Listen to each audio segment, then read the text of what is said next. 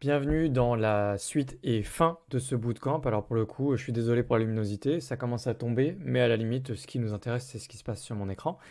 C'est pas moi, donc tant pis, je tourne même si c'est pas terrible là-haut. Du coup, je dois être presque dans le noir.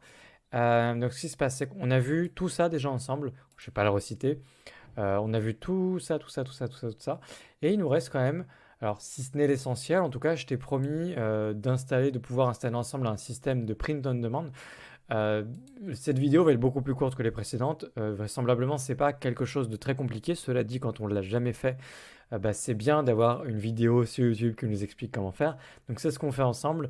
Je vais pas aller dans les ramifications aussi de Printful, c'est le système qu'on va utiliser et de tout ce que tu peux faire avec. Je pose les bases, je te montre comment rapidement faire tes premiers t-shirts avec tes propres designs, de les synchroniser automatiquement avec WooCommerce et bah, de pouvoir vendre sur le marché des t-shirts uniques du coup, puisque ce sont tes designs, tes t-shirts. Donc voilà. Alors unique pas par le textile, mais en tout cas par le message qu'il y aura dessus. Donc on va aller dans les extensions. Et on va cliquer sur Ajouter et on va installer Printful, donc module d'impression à la demande ensemble. Alors non, pas téléversé, juste ici. On va cliquer, on va taper Printful et normalement on devrait le voir apparaître ici. Voilà, donc on va faire installer. C'est Ça fait longtemps que je l'ai installé. Je l'ai déjà utilisé Printful sur WooCommerce. On va faire activer. Mais il y a longtemps. Donc je redécouvre un petit peu le process avec vous. Alors juste avant, effectivement, j'avais oublié ça. Je vous ai fait installer une extension sans m'en rendre compte qui nous fait apparaître ce message en permanence qui est insupportable. En fait, c'est juste en bas. Vous allez désactiver WooCommerce Service. C'est une extension dont vous n'avez pas du tout besoin. Donc désactiver et puis supprimer. Voilà. Maintenant, donc, on retourne à nos affaires. Donc Printful, Printful. Donc là, ça fait apparaître du coup un onglet Printful. On va cliquer dessus et on va se laisser porter un petit peu. On va voir un peu ce que ça donne. Donc on va cliquer sur Connect. Et du coup, j'ai pas de compte sur Printful, donc j'imagine qu'il va m'inviter Accept all, à créer un compte sur Printful. Donc on va créer un compte, on va l'appeler alexifch.biz. Et je vais l'appeler le mot de passe origine 03, comme ça. Sign in. Qu'est-ce qui est incorrect? Your email or password is incorrect. Ben, pourtant, je fais ce que je veux.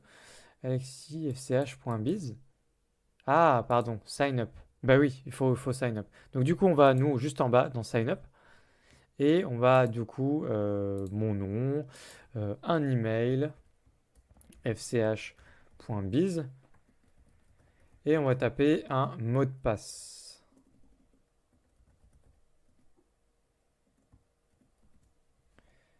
Je suis d'accord avec la politique, machin, I'd like, non, non, non, pas d'email, sign up, et du coup, normalement, on devrait créer notre compte Printful. Voilà, ah, ça a un petit peu changé quand même. Donc là, nous voilà dans l'interface de base avec Printful. Donc, on va se laisser guider juste ici. La première chose, confirm your email. Donc je vais le faire de mon côté, je vous laisse aller confirmer votre email. Vous avez sans doute reçu un lien dans vos emails pour confirmer l'adresse. Voilà, ça y est, c'est fait, c'était un petit peu long. Donc je suis revenu dans l'onglet juste en haut, Mine Printful, juste là. Donc on va continuer l'assistant de configuration. On a Connect Your Store, donc on va faire ça tout de suite. Alors, choose your platform, juste ici. Et on va aller chercher WooCommerce.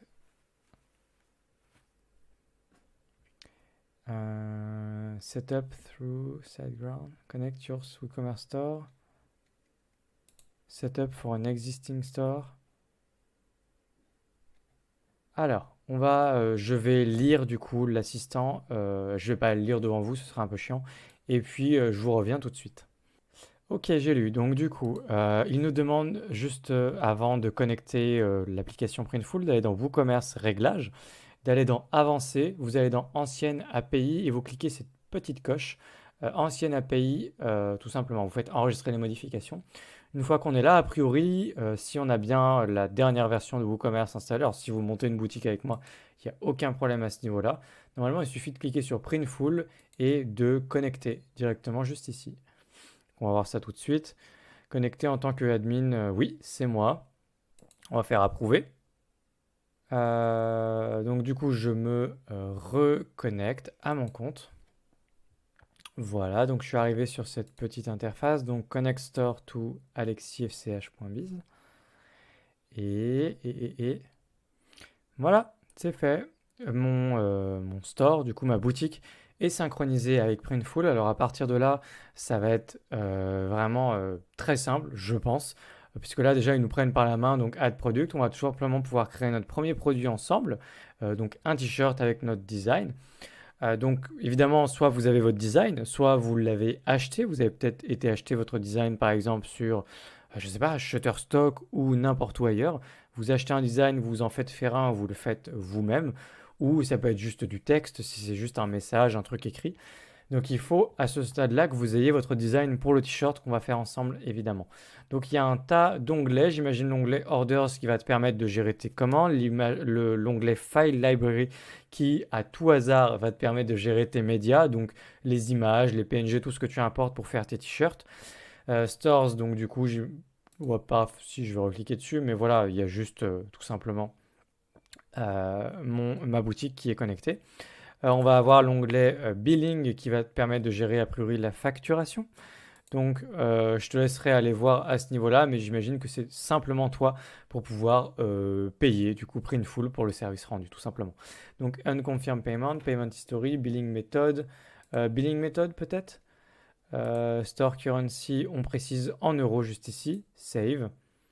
Voilà.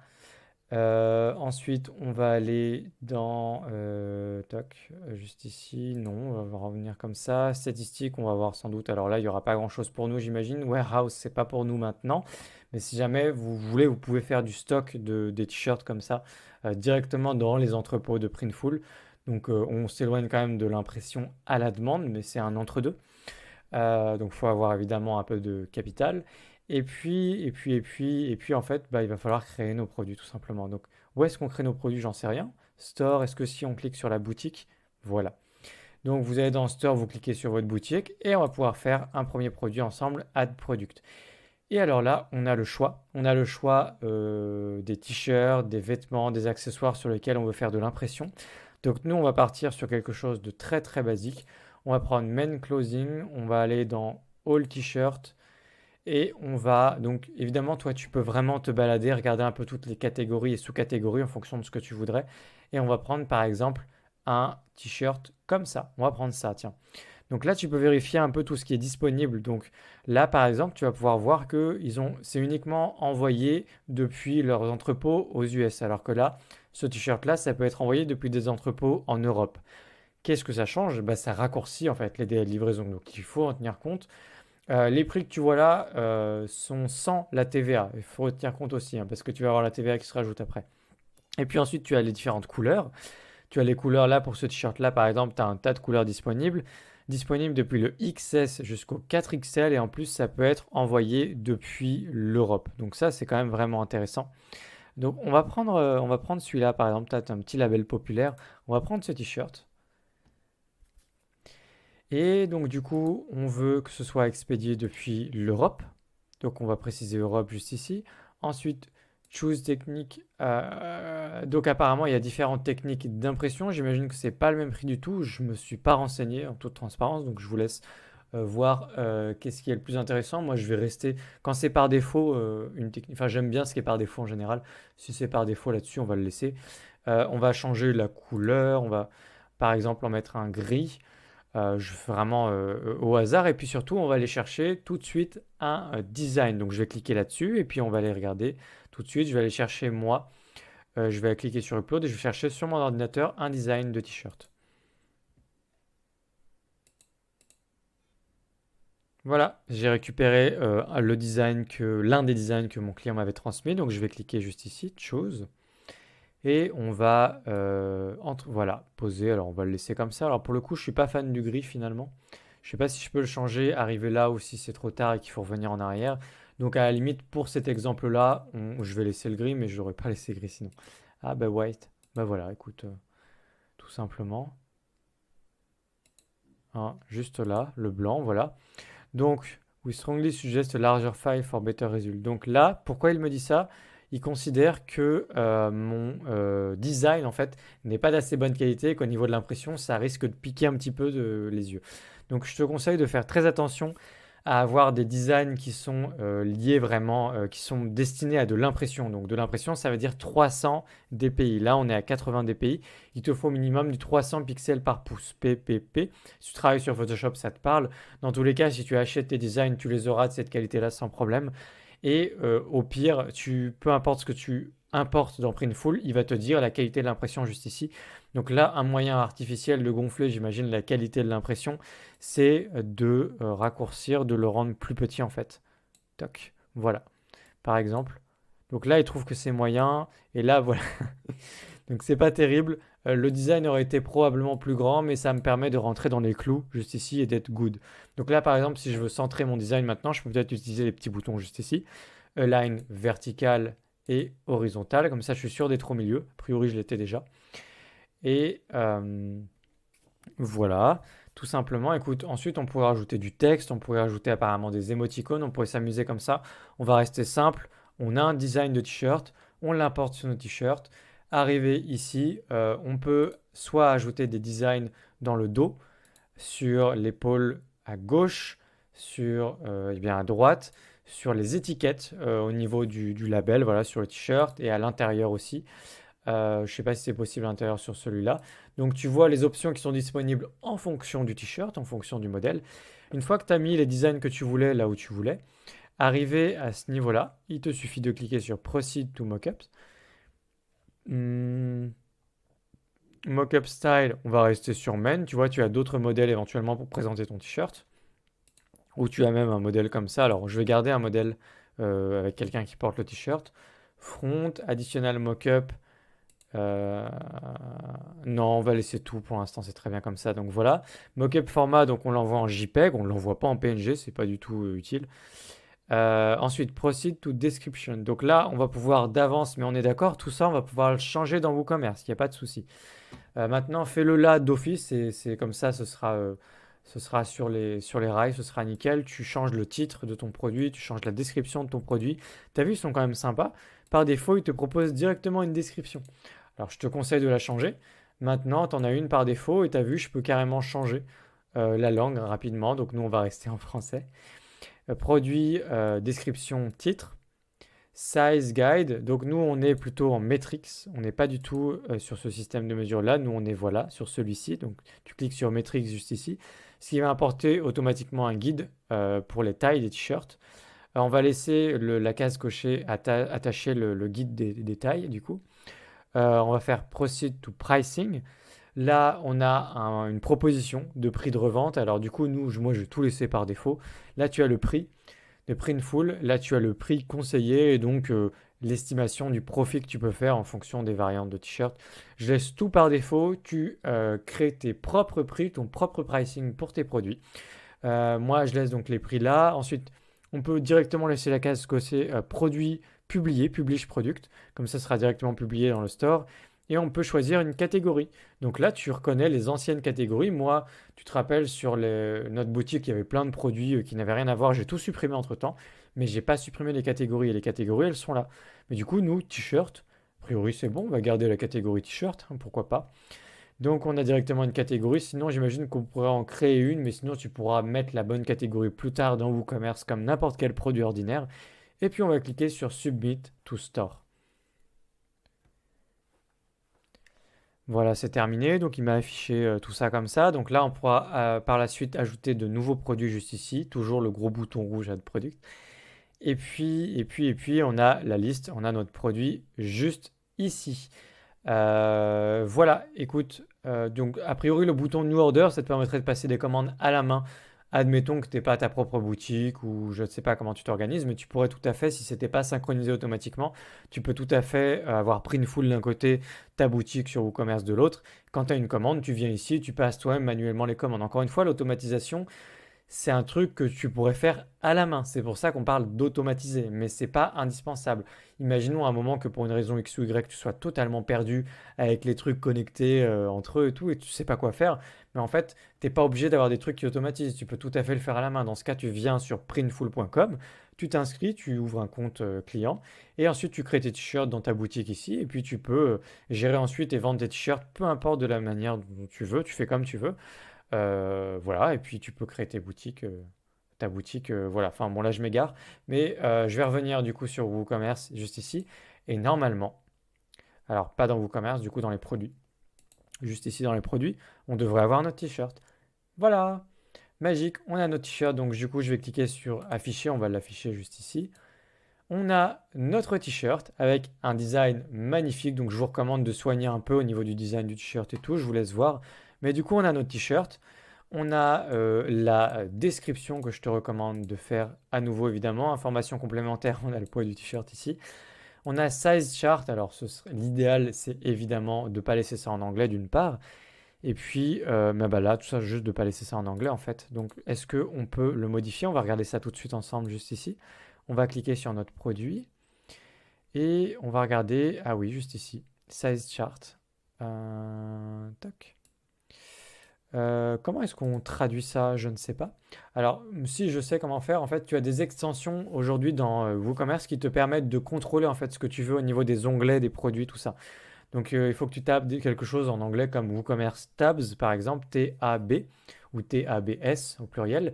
Et tu cherches sur Google, sur le répertoire des extensions WordPress WooCommerce.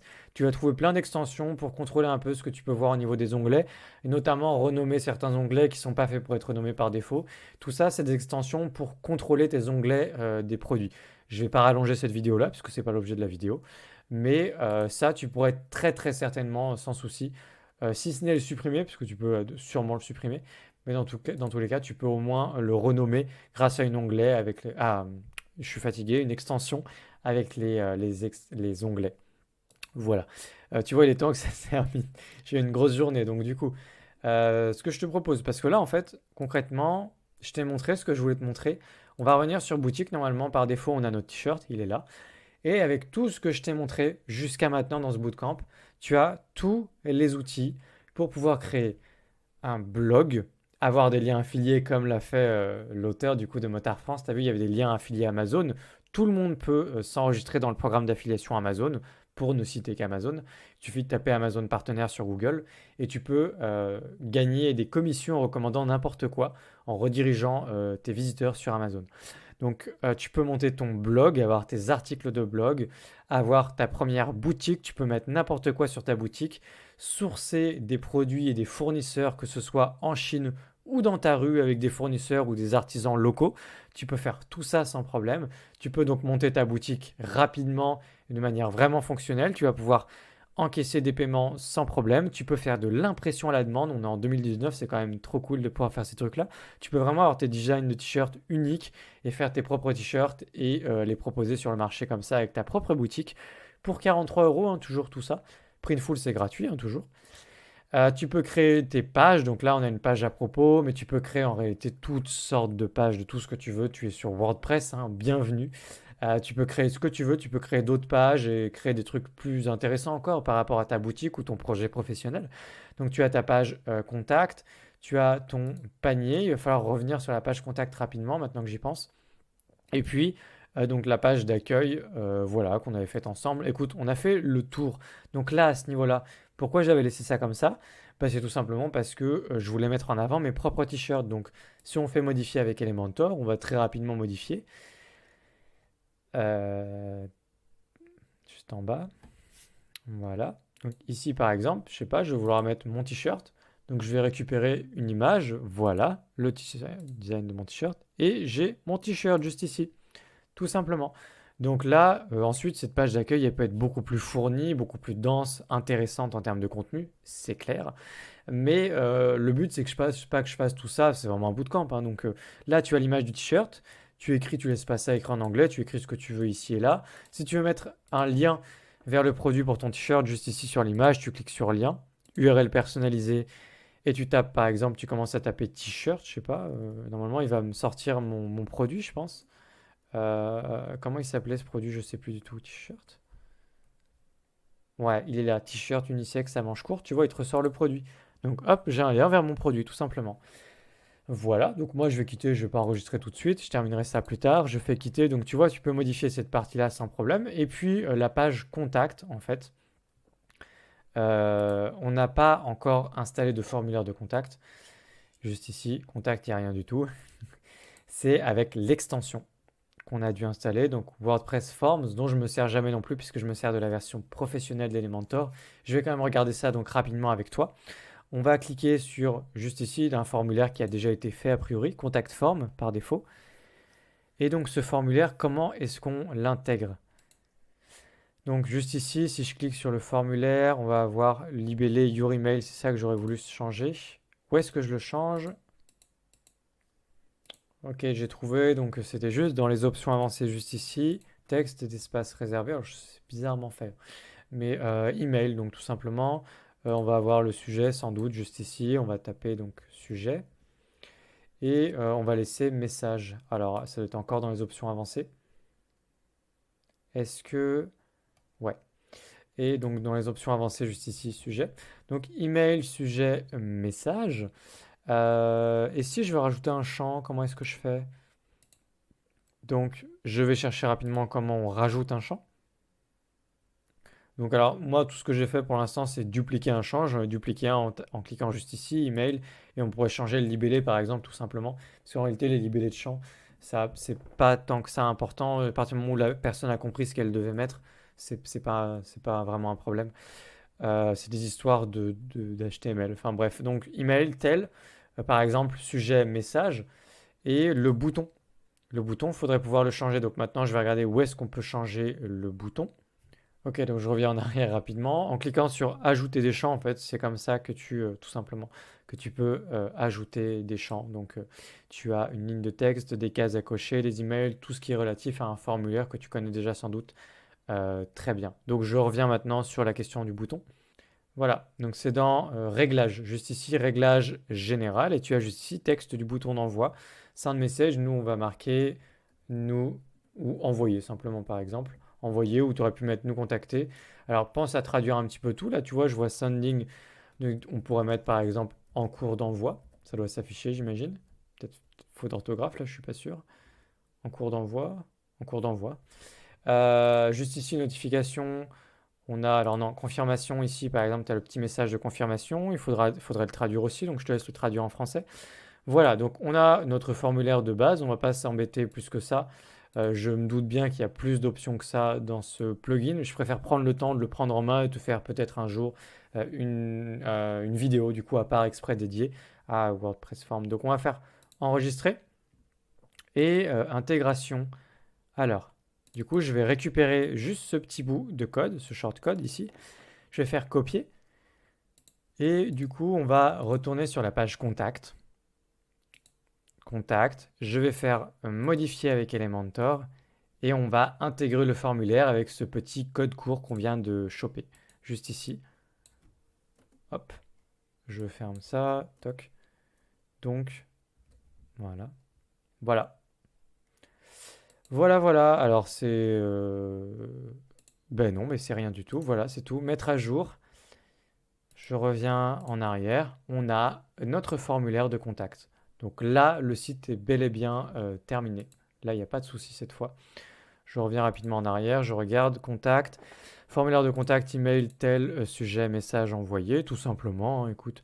Voilà. Donc là, le site, cette fois, il est prêt. Donc pense bien aux pages légales. Il faut que tu ailles chercher de quoi rédiger tes politiques de confidentialité, CGV, mention légale. Tu tapes sur Internet mention légale, tu vas avoir des mentions légales en mousse qui sont très très efficaces. C'est très très bien pour démarrer, je blague évidemment, mais ça vaut pas de les faire vraiment personnalisés pour ta boutique, pour tes problématiques à toi. Enfin bref, tu peux créer des mentions légales, tu peux créer une politique de retour, tu peux créer tout ça avec des outils en ligne sur Internet pour démarrer ta boutique. Dans un premier temps, c'est très très bien. Toi, tu laisses pas tout ça comme ça, tu mettras un lien vers tes t-shirts par exemple, ou tes produits, tout ce que tu veux, vers là tes articles de blog, là tu écris des trucs sérieux, là tu vas avoir tous tes t-shirts, tu n'en auras pas qu'un seul, là tu vas avoir tous tes articles de blog, la page à propos c'est bon, l'accueil c'est bon, la page contact c'est bon, la boutique elle fonctionne, toi tu auras bien installé Stripe et PayPal, tu pourras encaisser tes premiers paiements et ben, félicitations, du coup tu tiens ta première boutique sur WordPress et WooCommerce pour 43 euros. Donc tu as une boutique pour 43 euros à l'année et puisque tu es sur WordPress et WooCommerce, tu vas avoir des tas et des tas et des tas d'opportunités, d'extensions, de thèmes, d'idées, de choses que tu vas vouloir faire. Tu vas voir, ça va partir dans tous les sens. Puisque avec WooCommerce et WordPress, on peut vraiment customiser à fond sa boutique. On peut faire des trucs beaucoup plus beaux que ça, beaucoup plus léchés. Même au niveau du blog, si tu pars sur Elementor Pro, qui n'est vraiment pas cher non plus à l'année pour un site, tu vas pouvoir t'éclater beaucoup plus au niveau des pages par défaut de ta boutique, de ton blog, etc. Donc voilà, j'ai terminé avec ce bootcamp, avec ce que je voulais te montrer. Maintenant, c'est à toi d'aller chercher du trafic. C'est à toi maintenant de travailler l'acquisition. La boutique, elle est là, elle est prête. Si tu as des questions, tu n'hésites pas à les poser en commentaire. Je répondrai à toutes les questions sans exception. Donc si j'oublie quoi que ce soit, tu me le mets en commentaire. Like la vidéo si ça t'a aidé, toute la série de vidéos si ça t'a aidé, tu n'hésites pas à la liker. Partage toute la série de vidéos ou juste cette vidéo ou n'importe quelle autre vidéo de la chaîne. Si tu veux me rendre service et si tu penses tout simplement que ça va rendre service à la personne à laquelle tu partages. Et puis je te retrouve très très vite dans une prochaine vidéo sur la chaîne. Salut!